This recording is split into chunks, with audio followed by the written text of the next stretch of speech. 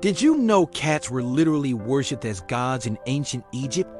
Yep, thousands of years ago, cats weren't just pets. They were treated like royalty. In ancient Egypt, cats were linked to the goddess Bastet, the protector of homes, fertility, and safety. Heard a cat back then? Big mistake. It was actually illegal, and the punishment could be severe.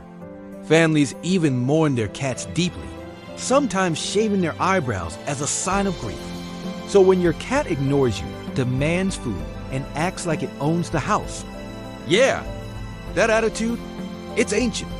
They were worshipped then, and honestly, they still act like they are.